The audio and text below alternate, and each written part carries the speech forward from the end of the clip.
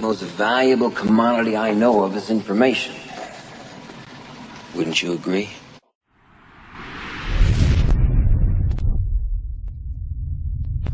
I believe so strongly in the idea that we have a spiritual deficit in this country, and that we don't have an information deficit. There's plenty of that, but there's a deficit of spirit, a deficit that says there's not enough of us that feel connected to the highest and the greatest part of ourselves. And these top 10 principles that I have put together here for this program, you might want to jot down. You might want to go into your desk and just take out a little piece of paper. But I think if you practice them and look at them and see them, they come from someone who's had a burning desire, but has also been living a life in which I have felt independent of the opinions of others in terms of whether or not I should or shouldn't be doing that. There's something that I allow to consult myself, within myself, rather than looking outside to see if this is right or not.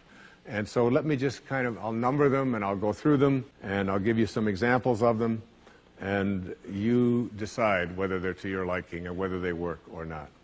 The first of these principles came from a Vedantic scholar in the 10th century. His name was Tilopa. It's not exactly bestseller books, but it's the kind of thing that really excites me, because I think of going back 1,000 years or 2,000 years and reading what some of the greatest minds had to say and how open they were to the potentiality that each and every one of us have for greatness. And this first principle says, as Tilopa put it, have a mind that is open to everything and attached to nothing. One of the central principles of my life is that no one knows enough to be a pessimist about anything. And that each and every one of us, when we close our mind to what is possible for us or what is possible for humanity, closes off the genius that resides and lives in each and every one of us. Having an open mind doesn't necessarily mean finding fault with all of the things that you've been taught by others. It means opening yourself up to the potentiality and the possibility that anything and everything is possible. So having a mind that is open to everything and attached to nothing really means finding within ourselves the ability to get rid of a trait that I find so common in the contemporary world. Do you know that most people that I meet spend their lives looking for occasions to be offended? They actually are out there hoping that they can find some reason to be offended. And there's no shortage of reasons. They're out there everywhere. The way this person dressed, what this person said, they turn on their TV, they hear the news, they're offended by this, someone used language that they didn't like, someone doesn't share the same customs that you, and people all day long. In fact, if you keep track tomorrow, you will find probably 100 reasons that you can go around being offended. But a mind that is open to everything and attached to nothing is a mind that says, I'm never looking for anything to be offended by. And that whatever anybody else out there has to say, my response to that is, that's an interesting point of view. I've never considered that before. I remember being interviewed for a morning television show, and the woman that was interviewing me said, how does it feel to be talking to audiences where people have all of these strange beliefs, these weird things that they come to? And it intrigues me, because one of the things that Emerson said is, in one of his very first essays, he says the first thing we have to say respecting what are called new views here in New England, where we are right now, is that they are not new, but the very oldest of thoughts cast into the mold of these new times. And that was in 1842. He was speaking about that. And this woman asked me the question. She said, Doesn't it offend you that there's people out there and they're talking about people using crystals to heal somebody? And I remember my response. My response was that if I've got hemorrhoids and somebody out there is convincing me that crystals are going to heal them, I'm ordering crystal chairs. Why not? I mean, all you have to do is understand something called a placebo. And what is a placebo? It's nothing more than a convincing belief. If I hand you this pill and say this pill is going to cure your arthritis, and you take it and the pill is just a sugar pill, but your arthritis disappears, I'm into buying those placebos. Where can I get some of those placebos? And it's true of everything. And it's when you think about all the things that we enjoy and what our life is like, it took people who had a mind that wasn't closed to allow us to make the progress that we've made.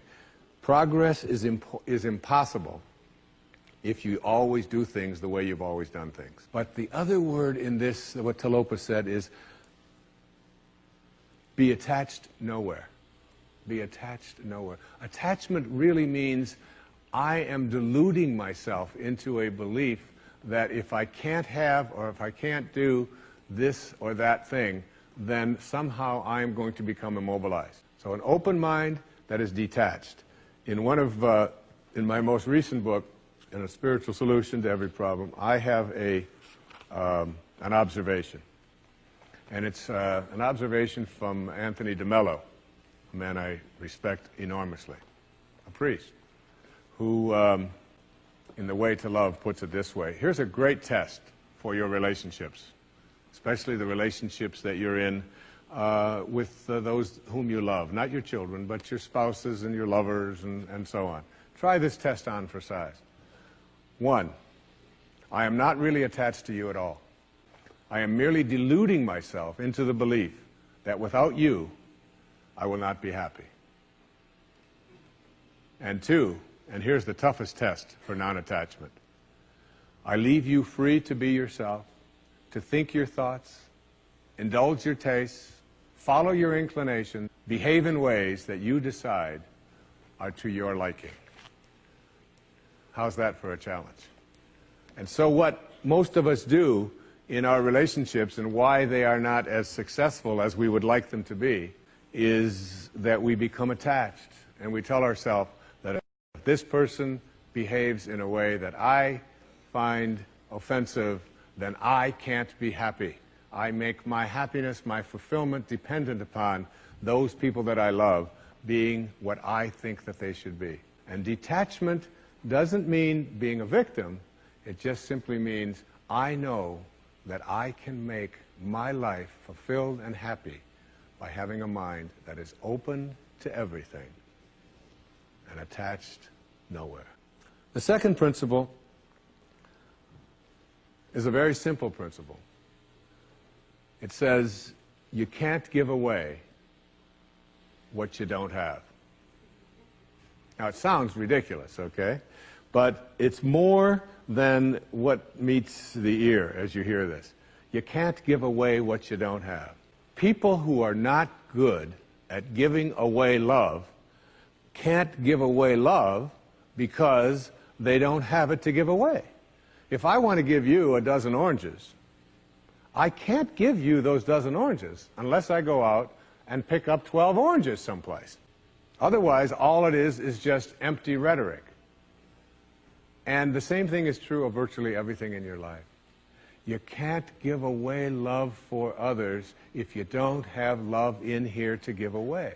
If what you have in here is contempt, if what you have in here is anger, if what you have in here is fear, then these are the things you're going to be giving away in your life. And I've often thought, and I really believe very strongly that there's a law, sort of a law in the universe. I call it the law of attraction. And the law of attraction is one that works like this. You get back from the universe, from the world, what it is that you put out there in the world. And if you're putting out there into the world that I am not worthy of attracting something beautiful into my life, that the universe will respond back to you with exactly that message. And there are people who come to me and who came to me for years when I had my own counseling practice and so on, and they would say to me, I just keep attracting the same kind of people, the same kind of events, the same kind of losers into my life.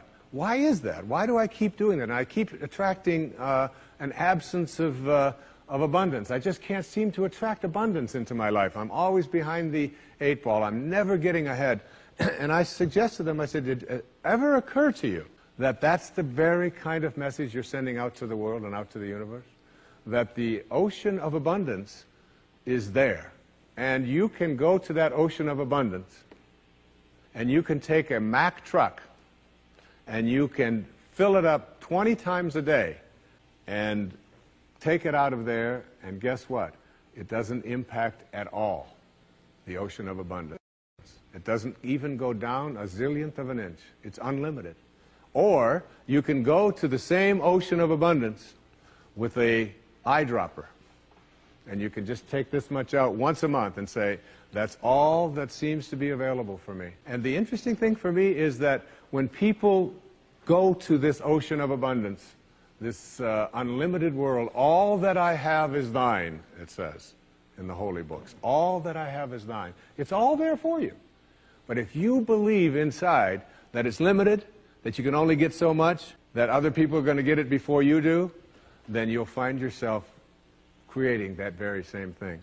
And the even more interesting part about this, you can't give away what you don't have principle, is that if your message to the universe is gimme, gimme, gimme, which is a lot of people's message to the universe. I want this from you, I want that from you, please give me this, I have to have that. That's what their prayer is like, that's what their message is, you know, and they say, I want this from the universe, gimme, gimme, gimme.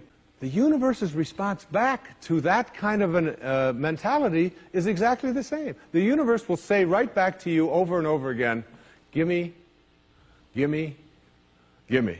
And you'll find yourself never ever arriving, but always being in a state of striving, always feeling as if you're being neglected, never feeling as if you have enough, always feeling as if you're being shortchanged, because you're constantly under the pressure to give, to get back what the universe is demanding from you. And the interesting thing about all of this, the irony of this, is that if you shift that, and you say to the universe, to the world, how may I serve? How may I serve? The universe's response back to you is, how may I serve you? How may I serve you? And it's very intriguing. When you take your energy and your attention off of what you are demanding from the world, and instead saying, what can I give to the world? And it's really the basis behind that very famous line of the President John Kennedy's inaugural address. Ask not what your country can do, ask what you can do for your country. And the irony of that is, and I've learned that in my own life, that when I stopped thinking about what was in it for Wayne Dyer and how much could I get, and I began to shift and say, how can I help you? How can I give to you? What can I do for you? And people who write to me, I send them something. When I encounter somebody that needs help of some kind, I'm very often just giving that to them. And then I find that it just keeps coming back.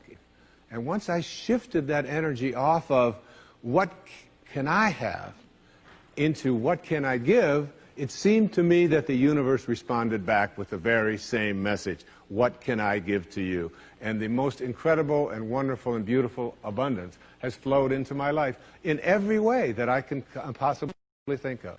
You can't give away what you don't have. So take a look at an inventory of what you do have. How much do you love yourself? How much kindness do you have in you? How much peace do you have in you? How much joy do you have in you? And if you're able to give that away as many times as you can in a given day, watch and see how much more of that continues to show up and come back in your life. Okay? The third principle is one of my very favorites. It's called, there are no justified resentments. And this is a very difficult principle for many people to get, but one that I believe very strongly in. I was in a group one time of drug addicts and alcoholics. And I was one of the people that was a sponsor and leading this group. And the sign on the wall said, "There are no justified resentments in this group." And what I said to that group that night was, no matter what anybody says to you here, no matter what kind of anger comes directed towards you, no matter how much hate you may encounter showing up in your life, there are no justified resentments. Meaning that if you carry around resentment inside of you about anything or about anyone, and I'm talking about the person that you lent money to and hasn't paid you back, I'm talking about the person in your life that you feel was abusive in your life, I'm talking about the person who walked out on you and left you for somebody else, I'm talking about all of the things that you have justified in your heart and in your life that you have the right to be resentful about. And I'm suggesting to you that those resentments will always end up harming you and creating in you a sense of despair. I've often said that no one ever dies from a snake bite. The snake bite will never kill you. You cannot be unbitten. Once you're bitten, you're bitten. But it's the venom that continues to pour through your system after the bite that will end up destroying you. So now you have to take a look at all of the resentments that you may have in your life. And I'd like to suggest to you that I think there is a wonderful metaphor for this that I have created in my life for how to make this work. And I think that Regis Philbin is the one who's responsible for it, all right? My buddy Regis. There's a show called Who Wants to Be a Millionaire that has been popular all over the world. I was in South Africa, it comes on, all right? I was in Australia, and they've got their own Australian version. And in Greece, they have the Greek edition of Who Wants to Be a Millionaire. And basically, this show has two levels that you have to get to. Now, the first level is the $1,000 level. And at the $1,000 level, you basically have to answer a question like, on your hand, you have some digits. Those digits on your hand are called your feet, your nose, your ears, your fingers. And everybody who ever goes on the show has this horrible dread that they're going to go out on one of those questions, right? So basically, in order to get to the $1,000 level, all you have to do is answer 5 pretty simple questions in order to get to the $1,000 level. Now, on this program, the $1,000 level for you in this metaphor means that you will leave with something if you get this. At least get this. This is the $1,000 level. You must send blame out of your life for any conditions of your life. Blame has to go. All right? Now, blame means if you're sitting there with a disease, you say without guilt, it's mine, I take responsibility for it.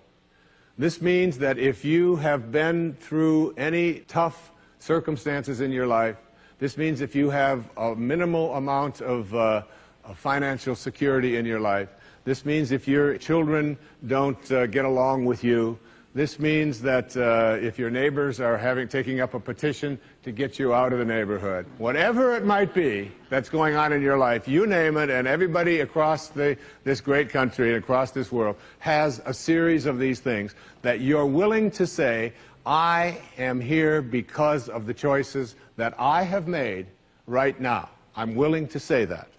Even though it's difficult, and we know it's really not your fault. We know really there's a lot of people out there who are really bad, all right? But you're willing to say no blame. That's the first level, all right? That's where you understand no justified resentment. And then on the Who Wants to Be a Millionaire show, there is what is called the $32,000 level.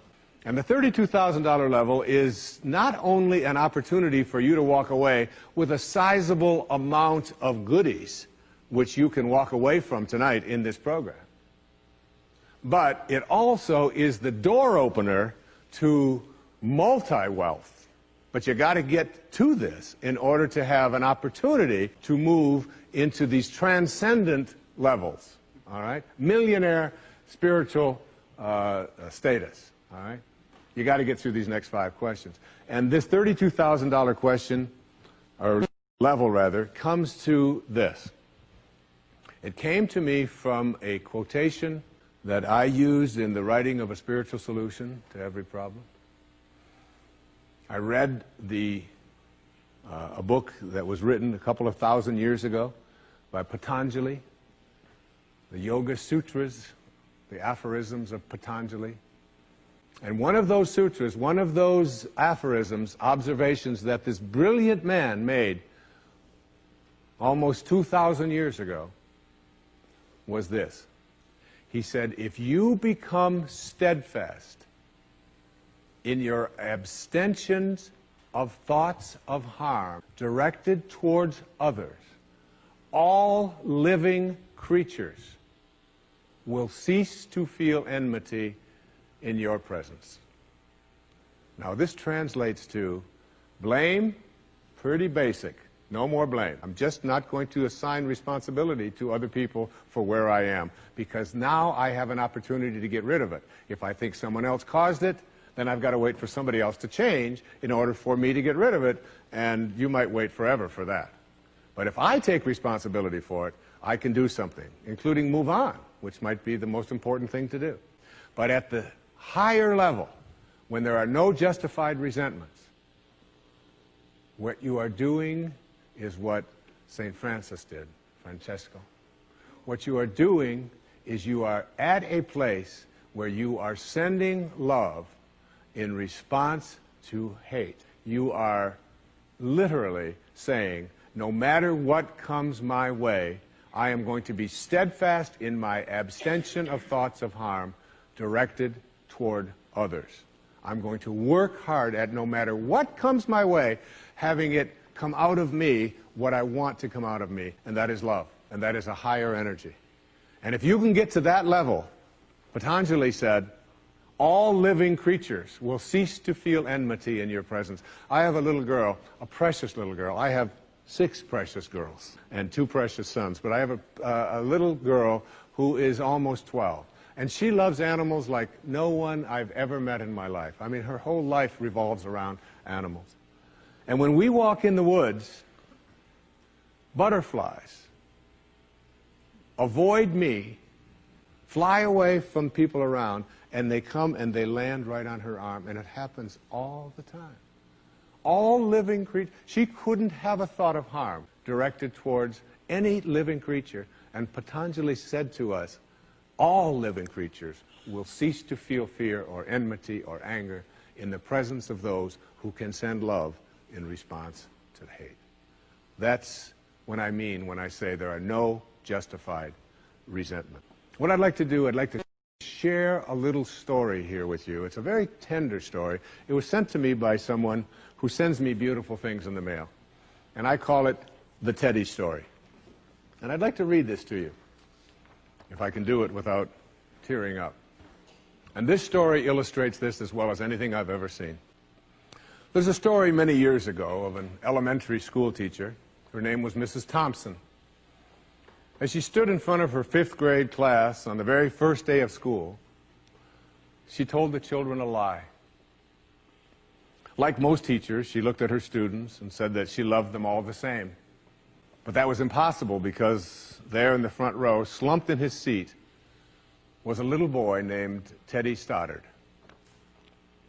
Mrs. Thompson had watched Teddy the year before and noticed that he didn't play well with the other children, that his clothes were messy, and that he constantly needed a bath. Teddy could be unpleasant. It got to the point where Mrs. Thompson would actually take delight in marking his papers with a broad red pen and making bold X's and then putting a big F at the top of his papers. At the school where Mrs. Thompson taught, she was required to review each child's past records, and she put Teddy's off until last. However, when she reviewed his file, she was in for a surprise. Teddy's 1st grade teacher wrote, Teddy is a bright child with a ready laugh. He does his work neatly, and he has good manners. He's a joy to be around. His second grade teacher wrote, Teddy's an excellent student, well liked by his classmates, but he's troubled because his mother has a terminal illness, and life at home must be a struggle. His third grade teacher wrote, his mother's death has been hard on him. He tries to do his best, but his father doesn't show much interest, and his home life will soon affect him if steps aren't taken. Teddy's fourth grade teacher wrote, Teddy's withdrawn and doesn't show up much interest in school. He doesn't have many friends, and sometimes he even sleeps in class. By now, Mrs. Thompson realized the problem, and she was ashamed of herself. She felt even worse when her students brought her Christmas presents wrapped in beautiful ribbons and bright paper, except for Teddy's. His present was clumsily wrapped in heavy brown paper that he got from the grocery bag. Mrs. Thompson took pains to open it in the middle of the other presents. Some of the children started to laugh when she found a rhinestone bracelet with some of the stones missing and a bottle that was 1/4 full of perfume. But she stifled her children's laughter when she exclaimed how pretty the bracelet was, putting it on and dabbing some of the perfume on her wrist. Teddy Stoddard stayed after school that day just long enough to say, Mrs. Thompson, today you smell just like my mom used to. After the children left, she cried for at least an hour. On the very day, she quit teaching reading, writing, and arithmetic, and instead, she began to teach children. Mrs. Thompson paid particular attention to Teddy. As she worked with him and his mind seemed to come alive, the more she encouraged him, the faster he responded. By the end of the year, Teddy had become one of the smartest children in the class, and despite her lie, became one of her teacher's pets. A year later, she found a note under the door from Teddy telling her that she was still the best teacher he ever had in his whole life. 6 years went by before she got another note from Teddy. He then wrote that he had finished high school third in his class, and she was still the best teacher he ever had in his whole life. 4 years after that, she got another letter saying that while things had been tough at times, he stayed in school and stuck with it, and would soon graduate from college with the highest of honors. He assured Mrs. Thompson that she was still the very best and favorite teacher he ever had in his whole life. Then 4 more years passed, and yet another letter came. This time he explained that after he got his bachelor's degree, he decided to go a little further. The letter explained that she was still the best and favorite teacher he ever had, but now his name was a little longer. The letter was signed Theodore F. Stoddard, M.D. But the story doesn't end there. You see, there was yet another letter that spring. Teddy said he'd met this girl and was going to be married. He explained that his father had died a couple of years ago, and he was wondering if Mrs. Thompson might agree to sit in the place at the wedding that was usually reserved for the mother of the groom. Of course, Mrs. Thompson did, and guess what? She wore that bracelet, the one with several rhinestones missing. And she made sure she was wearing the perfume that Teddy remembered his mother wearing on their last Christmas together. They hugged each other, and Dr. Stoddard whispered in Mrs. Thompson's ear, "Thank you so much for making me feel important and showing me that I could make a difference." Mrs. Thompson came with tears in her eyes and whispered back, "Teddy, you have it all wrong. You were the one who taught me that I could make a difference. I didn't know how to teach until I met you." Isn't that a beautiful story? Yeah.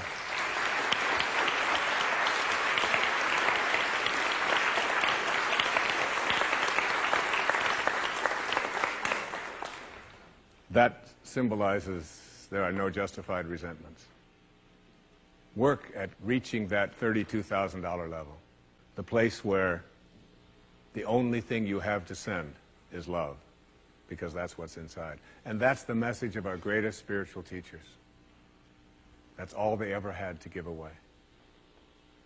The next principle I call, don't die with your music still in you. And who better to quote than Thoreau right here in Concord when he talked about some of us hear a different drummer, and we must march to the music that we hear. But all of you, everybody watching, everybody here in this beautiful parish, all of you have some music playing. And all of you have a heroic mission. There's no accidents in this universe. We all show up here with a purpose. There's an intelligence that is a part of everything and everyone, and all of us are connected to it. And too many of us are afraid to listen to that music and march to it. You out there, I know you have a book you wanted to write. I know there's a composition you wanted to compose. I know there's a song you want to sing someplace. Maybe you want to raise horses out in Montana. Or maybe you want to open up an ice cream shop on Cape Cod. Who knows what it may be. Maybe you just want to travel and see the world. Maybe you want to go into a relationship with someone but you've been afraid to, but your heart says it's the right thing to do. All of us feel something. And in Leo Tolstoy's famous novel, The Death of Ivan Ilyich, he asks this question that would be terrifying to me.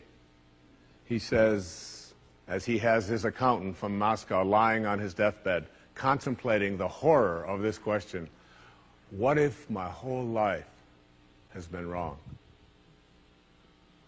I've known what my music is. It's playing right now.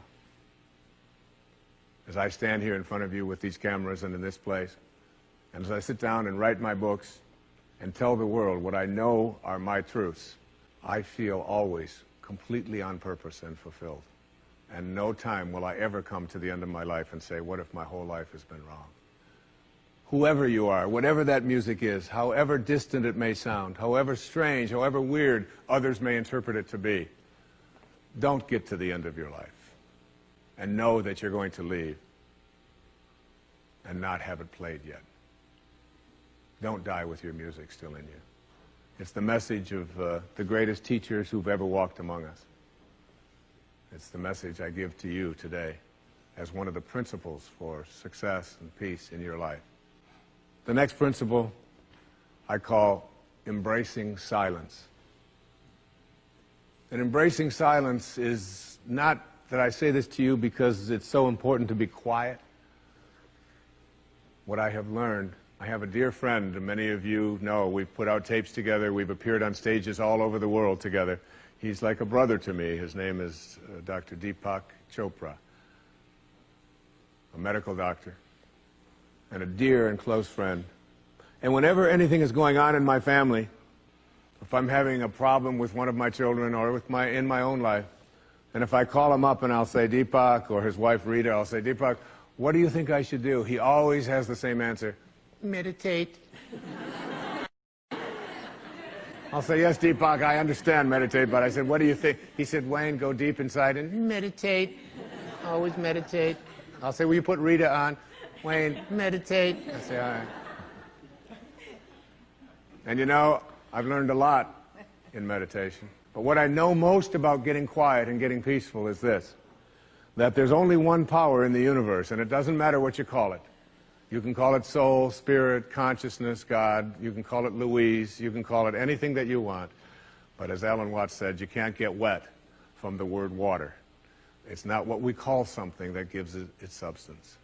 And this one power, this one force that flows through everything and allows everything to be, is indivisible. You can't cut it in half. You can't divide it. It's one. It's knowing the one. And everything in your life is almost always given a division. Male, female, young, old, tall, short, black, white, good, bad, up, down. These are all dichotomies. These are all these splits that we all have in our lives. The whole physical world that we live in and are immersed in, it's always immersed in this division. I used to teach a course at St. John's University in New York, and I used to tell my students, when I was trying to teach this principle, anybody who can come to class and bring with them a magnet that only has a North Pole, I'll give you an A in the course. You don't ever have to attend another class.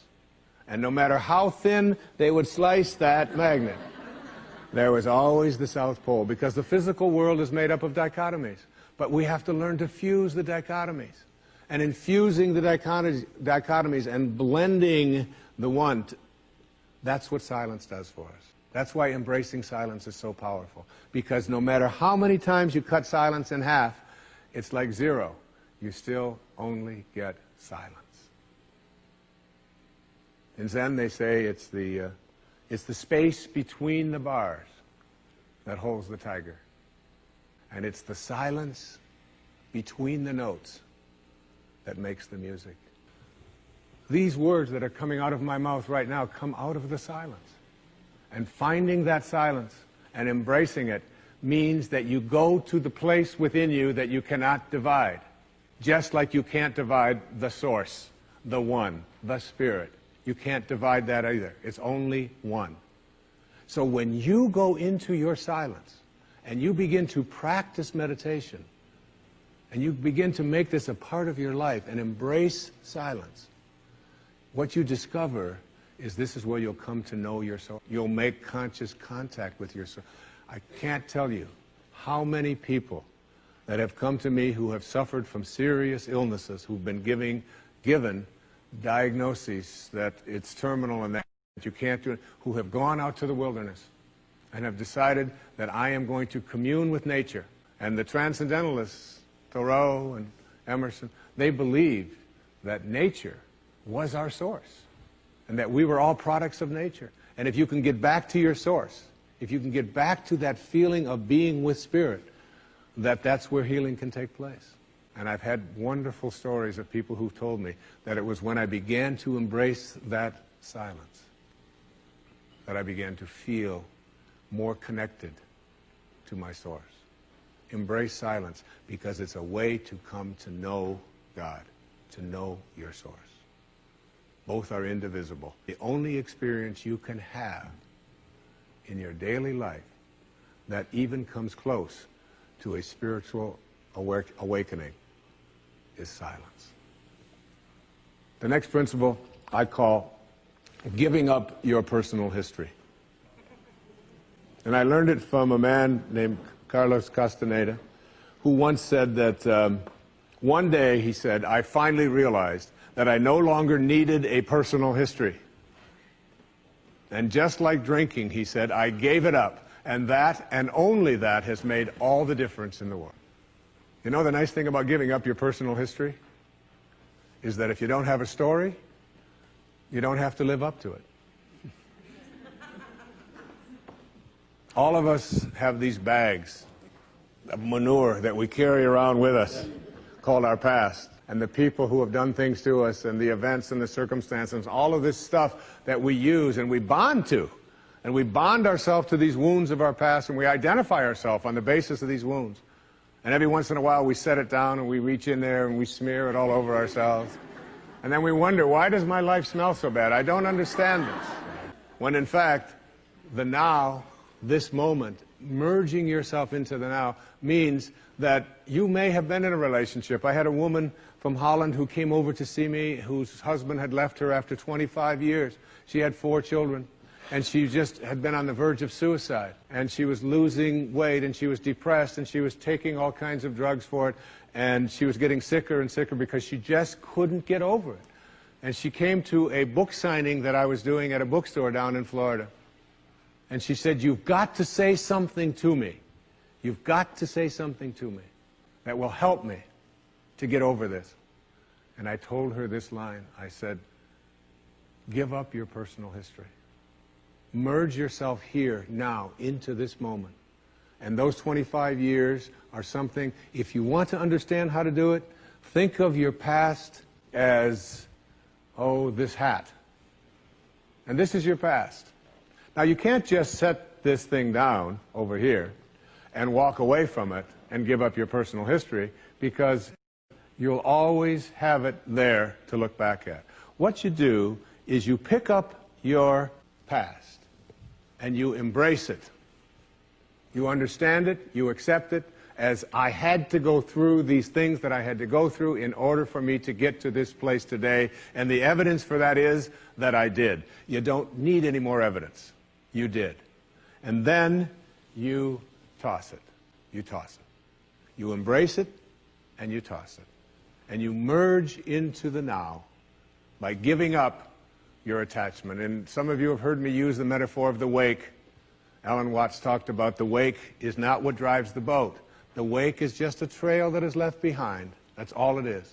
And so is the wake of your life. And the wake doesn't make the boat go, and neither does the wake of your life the reason why your life is going in the direction that it is. The wake is a trail that is left behind, and it's an illusion to believe that it is the cause of your suffering or your struggles or your difficulty.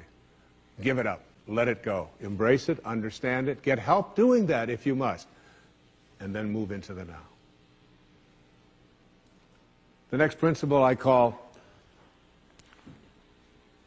it's from a line of Albert Einstein. He said, you can't solve a problem with the same mind that created it. In order to work at solving these things called problems in your life, you have to change your mind. It is your mind where they live. It is your mind that created them. There is where you experience them. They're all illusions. You must change your mind. Literally rewrite your agreement with reality. One of the things I had said earlier is that one of the most difficult things to do in the world is to admit that you were wrong. Admitting that you were wrong is nothing more than saying, I have been making choices with my mind that have created things in my life that are not working. And I no longer intend to continue making those choices. I was wrong. You don't have to make a declaration of it. You don't have to go out and feel guilty about it. You just simply say, it didn't work. The relationship that I was in before, I behaved in these ways. I didn't realize that it wasn't working for me. Now I do, and this is where I choose to be now.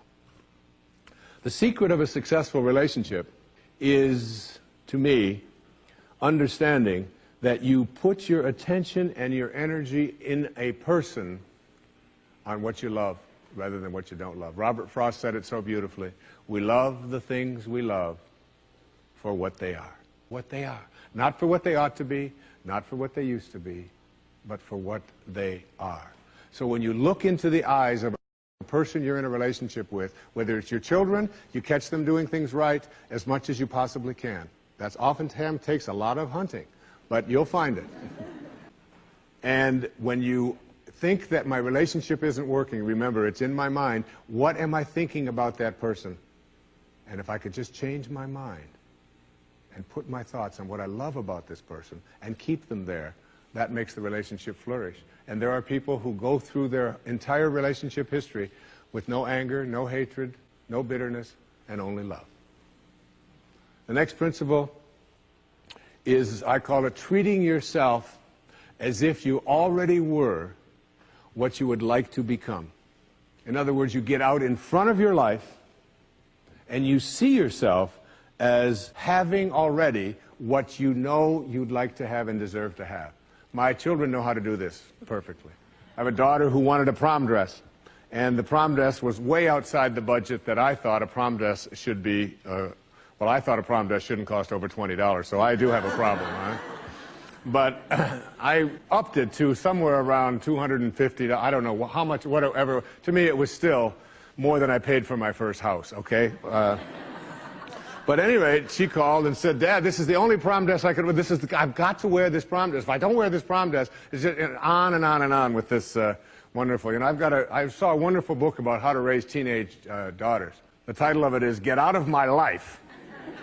But first, drive me and Cheryl to the mall, all right? That's the actual title. It's a good book.